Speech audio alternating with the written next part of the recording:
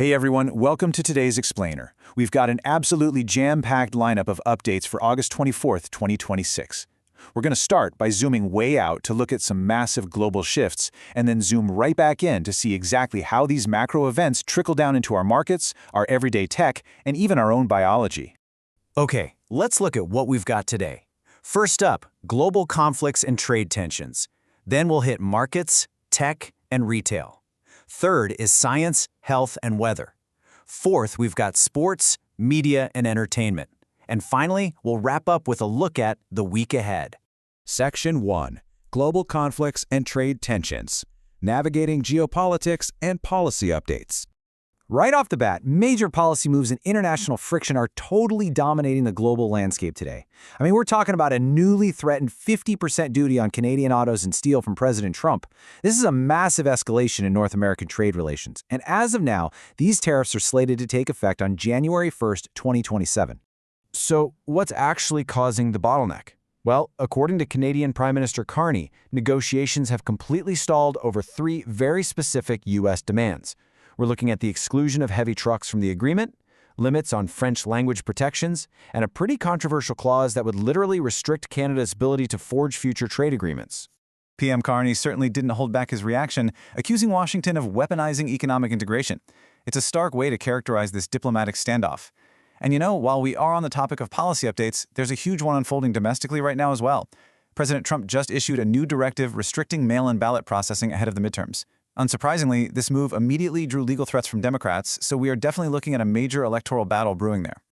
Shifting our focus over to the Middle East for a moment, U.S. Treasury Secretary Besson just announced some sweeping secondary sanctions. They're calling it Operation Economic Outcast.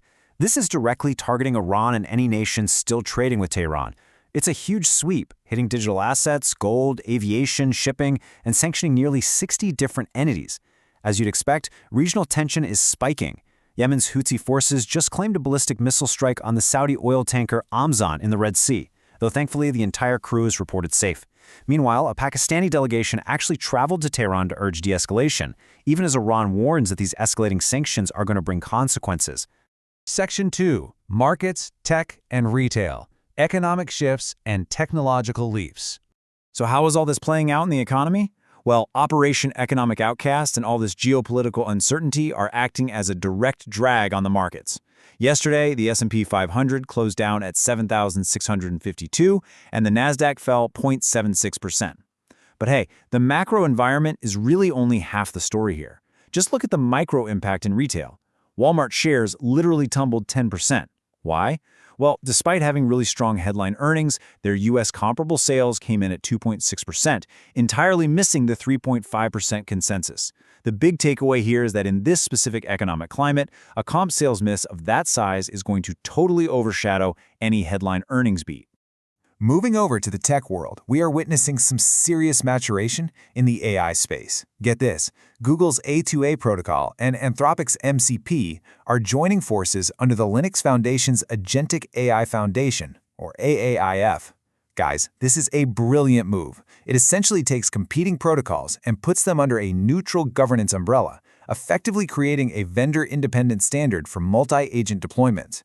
Think of it as laying down the foundational plumbing that the next generation of AI actually needs to seamlessly talk to each other. Speaking of the hardware that actually powers all that AI, a big chunk of that tech stock weakness we just talked about comes down to NVIDIA.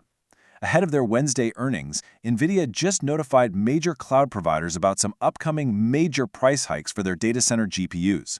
The entire market is basically holding its breath right now to see exactly how this is going to impact capital expenditure across the whole tech sector. But make no mistake, development isn't slowing down for a second.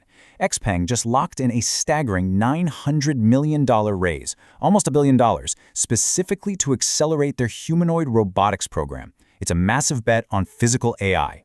And over on the software side, Alibaba is making waves by launching a completely new suite of AI video infrastructure capabilities. Let's keep that tech momentum rolling, because it looks like Apple is finally ready to jump into the foldable space. The Apple foldable iPhone Ultra is officially targeting a September 2026 launch, and early internal testers are giving it incredibly strong reviews, specifically calling out the durability of the hinge, the display quality, and just how well it handles productivity tasks. Section 3. Science, Health, and Weather. Biology, Space, and Extreme Climates. All right, let's transition from silicon tech to our own biology. And I've got a wild question for you. Are your prescriptions permanently altering your biology? A brand new study tracking over 2,500 people just revealed that common medications, things we take all the time like antibiotics, antidepressants, and beta blockers, actually reshape your gut microbiome long after you've taken your final dose. This is a massive finding for how we understand long-term health and medication side effects. Now, what's really fascinating about this next slide is the sheer precision of the data. We all know sleep is important, right? But researchers have actually pinpointed the exact sweet spot for the lowest biological aging. Getting too little or too much sleep will literally accelerate aging. But if you can stay strictly between 6.4 and 7.8 hours of sleep per night, you are right in that optimal biological zone. Let's look up from our biology to the stars for a second. NASA's Roman Space Telescope has officially been cleared for an August 30th launch aboard a SpaceX Falcon Heavy. This is a huge mission aimed at studying dark energy and cosmic expansion. Oh, and in other space news, the Artemis II astronauts are set to be awarded the Congressional Space Medal of Honor. Back down here on Earth, our weather systems are showing some wild extremes. Stretching from Texas all the way through the Four Corners, an excessive heat wave is absolutely gripping the southern plains. We're talking temperatures soaring between 100 and 115 degrees, which is also bringing severe storm risks to the Midwest. But contrast that with South Florida, where these massive plumes of Saharan dust are actually shutting down storm activity. The catch, though, is that the humidity is still keeping heat indices hovering in the low 100s. Section 4. Sports, Media, and Entertainment. Competition and Cultural Milestones.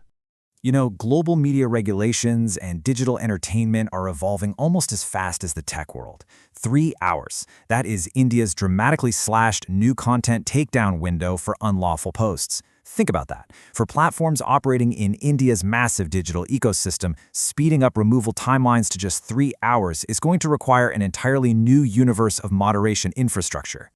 Over in the streaming wars, Disney Plus just inked a massive 20-episode deal with YouTube juggernaut Darmon Studios. This is a big deal. It's Disney's largest creator economy partnership to date, and it's clearly signaling a totally new pipeline, where traditional streamers are heavily leaning on digital native storytelling to capture younger audiences. Meanwhile, on the film side of things, Peter Berg's The Mosquito Bowl is setting a really cool precedent by experimenting with a hybrid theatrical and Netflix release window. Wrapping up sports, Wyndham Clark has officially locked down the 2026 BMW Championship at Bellerive. He managed to hold off both Patrick Cantlay and Rory McIlroy to win the FedEx Cup playoff event. Elsewhere on the field, NFL preseason Week 2 is wrapping up with the Seahawks beating the Titans amidst some really intense roster bubble battles.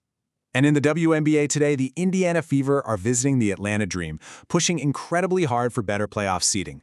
Section 5. The week ahead. Key dates to watch.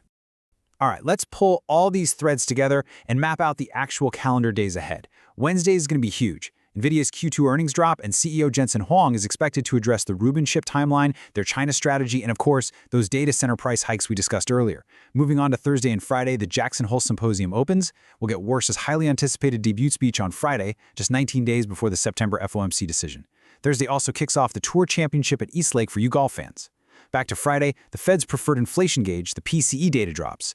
Then on Sunday, we get to watch the NASA Roman telescope launch. And looking just a little bit further out, those matching 50% Canadian retaliatory tariffs we opened the show with are set to take effect on September 8th.